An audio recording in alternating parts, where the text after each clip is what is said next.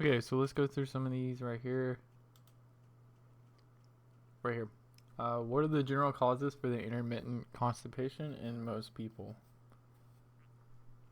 For most people, intermittent constipation is best prevented with a high fiber diet.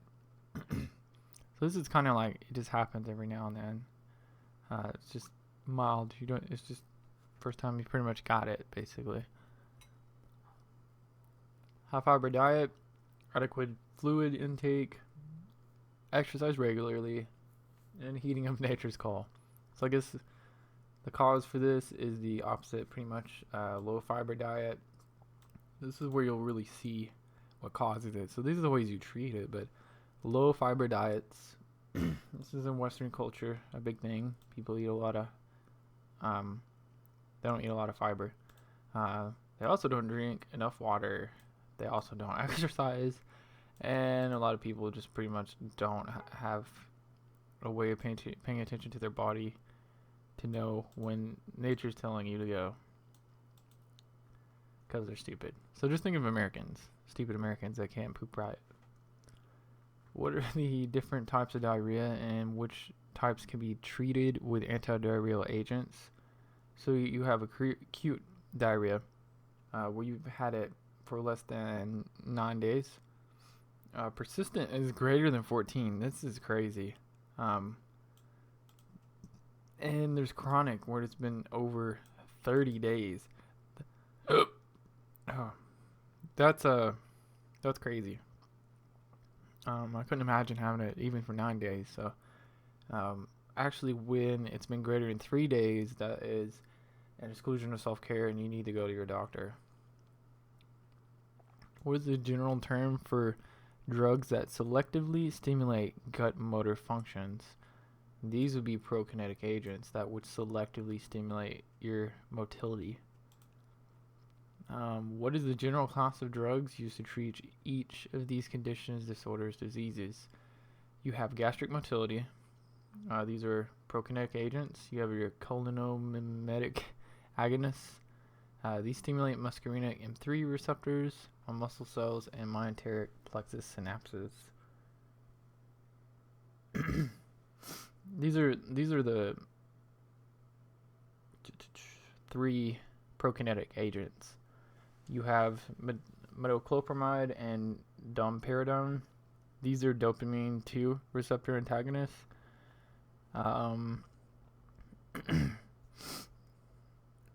With the gastrointestinal tract activation of dopamine receptors, these inhibit cholinergic smooth muscle stimulation. Blocking this effect, when you have your GI tract activating your dopamine receptors, this inhibits cholinergic smooth muscle stimulation, so you don't have motility. But if you block the D2 binding, then you won't have this cholinergic smooth muscle stimulation being turned off, and this would lead to cholinergic smooth muscle stimulation being able to go forward, and then that would be able to stimulate gut motor functions, which would also, these agents are, and that would just let you poop. Anyways, these agents increase esophageal peristaltic amplitude, increase lower esophageal sphincter pressure, and enhance gastric emptying, but have no effect on small intestine or the colonic motility. I think this one right here actually is the one that mostly is going to be helping with enhancing gastric emptying. Macrolides directly stimulate motilin receptors on gastrointestinal smooth muscle and promote the onset of a migrating motor complex. So macrolides will hit motilin receptors on the GI smooth muscle, and this will promote the onset of a migrating motor complex, which will allow this right here, gut motor function, to be stimulated. For constipations and laxatives, the motility agents, you have bulk forming laxatives. These are indigestible. They're pretty much like, they work like fiber. Because they're indigestible, they're hydrophilic colloids that absorb water. So they absorb water and they become kind of viscous, emulate gels that form a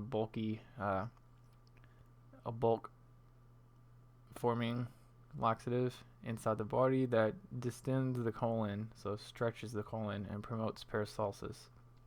By stimulating the stretching of the colon, that's going to stimulate peristalsis to keep going. So it's kind of a positive feedback the whole time it's in your body. And it works kind of like a ramrod that'll go through the body and knock things out. Stool surfactant agents. These are softeners. These soften stool material, permitting water and lipids to penetrate. I think docusate sodium is a stool softener. So that'd be a stool surfactant agent.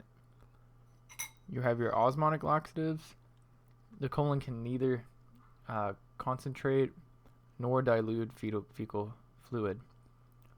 But fecal water is isotonic throughout the colon, so it doesn't want to. So let's say this is the inside and outside of the colon. It's able to freely kind of float between both. It doesn't prefer to squirt out this way or go in that way. So that's what they're saying here. So it's usually isotonic. But osmotic laxatives are soluble but not non-absorbable compounds that result in increased stool liquidity due to an obligate increase in fecal fluid. So they'll actually use osmotic gradients pretty much to have the fluid that's in your body kind of leak out, which will stimulate. It'll be like a synthetic diarrhea that will kind of pull water out of your body, and that can dehydrate you. So you do have to drink a lot of water with these to replenish those stores, because it's coming from inside your body out of your body to kind of melt up your stool a little bit. You have stimulant laxatives. These would be like Senna and I think Dulcolax. Or loperamide. I think loperamide and Senna are stimulant laxatives that induce bowel movements through a number of poorly understood mechanisms. These include direct stimulation of the enteric nervous system and colonic electrolyte fluid secretion. So what does a stimulant laxative do? It stimulates the enteric nervous system and colonic electrolyte and fluid secretion. So it increases enteric nervous system functions, and also it'll increase colonic electrolyte and fluid secretion. So when you send electrolytes out, you'll have a higher solute concentration in there, and that could technically increase the fluid secretion. So it looks like you would need, if you're taking Senna, you would need to replenish those electrolyte stores and replenish those fluids. So not only here, you would just really need to do both as well, because some of your electrolytes are going to come out with the water. That's just what happens. But this one, you're specifically removing more electrolytes and fluids. So you wouldn't want to, in both cases here, replenish electrolyte and fluid stores, but more so here on the stimulant laxatives. Chloride channel activators. These act by stimulating the type 2 chloride channel. So Cl2 is ClC2, so chloride channel 2 in the small intestine. So this is in the small intestine. This increases chloride-rich fluid secretion into the intestine, which is then going to go on and stimulate intestinal motility. So when you bond to the chloride receptors, it increases chloride-rich fluid secretion, so it increases the secretion of chloride-rich fluids into the intestine. So it pulls chloride-rich fluid out. So it stimulates the chloride channel to open and let chloride-rich fluid secretion out into the intestine. And once you get all those chloride-rich fluids into the intestine, it's going to stimulate intestinal motility, because the chloride is going to bind there and say, hey, let's keep things moving here. And it shortens the intestinal transit time, so it makes things move quicker. So if you took a chloride channel activator and ate a meal, it's going to come out quicker. Again, most of these, you're going to need to be drinking water regardless. because you're going to be releasing fluids in some sort with most of them. Opioid receptor antagonists. These effects are mainly mediated through intestinal and opioid receptors. That's the nano symbol, but it's actually called mu. These effects are mainly mediated through, again, like I said, the mu opioid receptors. So they bind the opioid receptors, and because these agents do not readily cross the blood-brain barrier, so if you were to ask something like, which one of these do not go past the blood-brain barrier? Opioid receptor antagonist. So when you block an opioid receptor, use a drug for that, it's not able to go into the blood-brain barrier. So they inhibit peripheral mu opioid receptors without impacting any type of analgesic effects. So remember, binding an opioid receptor in the brain is going to shut off pain receptors pretty much. It's going to lower your pain threshold, essentially, and you're going to be able to, not only that, it's going to,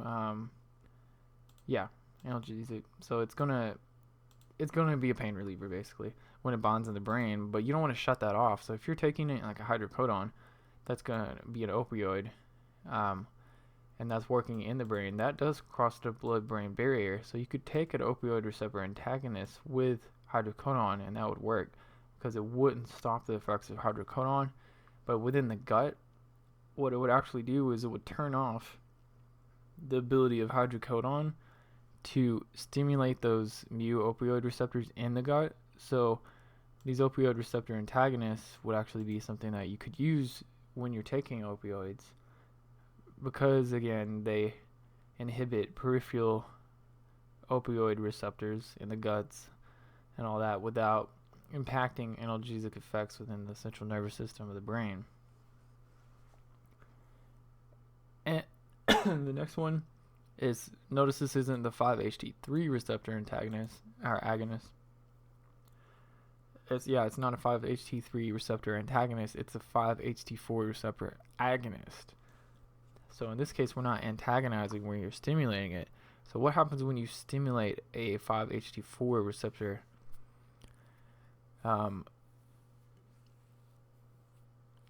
This enhances the release of neurotransmitters, which include things like calcitonin, gene-related peptide, and these neurotransmitters stimulate second-order enteric neurons to promote a peristaltic reflex. So essentially, when you bind to the 5-HT4 receptors, they're going to increase peristalsis. These enteric neurons stimulate the proximal bowel contraction.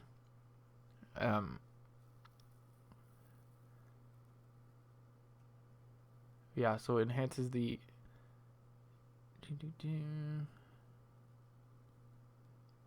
so it enhances the enteric nervous system to promote peristaltic reflexes, but also the enteric nervous system will stimulate bowel contraction. So not only will there be a lot of motility, but there'll be increased ability for the bowels to contract via acetylcholine and substance P, whatever that is, and distal bowel relaxation. So you'll have contraction behind the stool and relaxation in front of the stool, and then you'll have peristalsis moving that forward. So that's the peristaltic reflex that will help promote the evacuation of stool here. So it's really good for motility, kind of wiggles things forward right here. You have your antidiarrheals, you have your opioid agonists, your colloidal bismuth compounds. These can actually turn your mouth black in some cases. You have your bile salt binding resins and octreotide. So they didn't name these, they kind of gave up. Then they got here and they said, well, wait a second, there's 1, 2, 3, 4, 5, 1, 2, 3, 4. Maybe they did. What are specific drug classes? They are not. Nope. So let us answer this one, I think. Octreotide is a prescription, because I think that's what they did up here, but octreotide is a prescription drug that is a synthetic form of somatostatin. So this is Synthetic somatostatin, which we introduced in the regulation of gastrin release. Other than this function, how does somatostatin interact with it or regulate GI function? It inhibits the secretion of numerous hormones and transmitters like gastrin, cholecystokinin, glucagon, growth hormone, insulin, secretin, pancreatic polypeptide, vasoactive intestinal peptide, and 5-HTC, or serotonin. Just serotonin. It reduces intestinal fluid secretion and pancreatic secretion. So, octreotide is synthetic somatostatin that does these things that I just said. And it reduces intestinal fluid secretion and pancreatic secretion. So it turns off intestinal fluid secretion and it turns off your pancreas from releasing fluids as well. It slows gastrointestinal motility and it will turn off gallbladder contraction. And what's in the gallbladder? That's, you store bile in the gallbladder that's made in the liver. So that will slow gastrointestinal motility and again stop fluid secretion in the intestines, stop pancreatic secretions, and also it doesn't stop gallbladder from releasing bile, but it decreases the ability for the gallbladder to actually release bile through the decreased ability for it to contract, so it can't squirt things out as well. So think of it like a hand squeezing a sponge. The hand stops squeezing as much. It reduces portal and splanchnic blood flow. It reduces portal and splanchnic blood flow. Don't really know that. So this is a hepatic portal blood flow to the liver, and I don't know what that is. It inhibits secretion of some anterior pituitary hormones. Okay, so I think the main things here to consider are probably these. I don't see that. They haven't even talked about that, but that is important. But anyways, so what's the vomiting center? There. The brainstem vomiting center is a loosely organized neuronal region within the lateral medulla. It coordinates the complex act of vomiting through interactions with cranial nerves 8, 10, and all those things. So yeah, this thing right here that coordinates all of these through gastrointestinal tract, the heart, central nervous system, vestibular system, chemoreceptor trigger zone, and of course the vomiting center. Where is it located? How does it work? It's in the nucleus of the tractus solitarius of the brainstem, right there. So I also think that we could say that it's right here. So let's pop this up. So the vomiting center is actually right here. It's like right next to the area postremia. So it's in the medulla. So the vomiting center is in the medulla, right next to the area postremia. That's what she probably wants us to think about it. So it's in the medulla oblongata, right there. So that's something that they actually did not put in where it is. What systems provide input to the vomiting center? So what systems are going to be giving input into the vomiting center? I already listed those. These right here. Yep. What systems receive output from the vomiting center?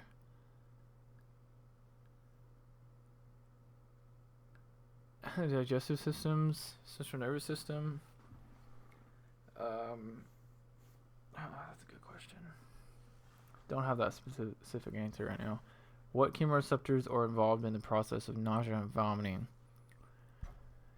So you have your M1, your H1, your NK1, your serotonin receptors. Those are the main ones. You have also your cannabinoid receptors. So, yeah. General class of drugs used to treat these disorders. here are the antiemetic agents that you're going to use. So you have your 5-HT3 receptor antagonists that are able to turn off nausea by going into the brain and binding to those receptors and saying stop that. So that is okay. You have corticosteroids. Those are going to do their thing. We don't really understand how. Really, I feel like we do, but whoever wrote this like Googled something, or in our text it was just lazy and they were like, it's not well studied even though everyone knows what it does. So corticosteroids are anti-inflammatory chemicals that are going to really pretty much turn off your nausea. Neurokinin receptor antagonists, these are mediated through central blockage of the area postremia. NK1 receptor antagonists that they do go across the blood-brain barrier, and they occupy the brain NK1 receptors up here. In the chemotherapeutic trigger zone. Phenothiazines and butyrophenones. These are they have antiemetic properties or that are mediated through inhibition of dopamine and muscarinic receptors due to central dopaminergic blockage. So they block dopaminergic receptors. Benzodiazepines. What? Oh, just benzamides actually. These are the mechanism of those are dopamine receptor blockages. Benzamide. Oh, okay. Yeah, I didn't see that actually. H1 antihistamines and anticholinergic drugs. H1 antagonists that also have significant anticholinergic properties. So they pretty much hit the H1 receptors, the inflammation receptors, and they're going to turn off. And anticholinergic drugs, they're going to blah, blah, blah, blah, blah. But this is so annoying. Jones is so annoying with her questions on this one. Who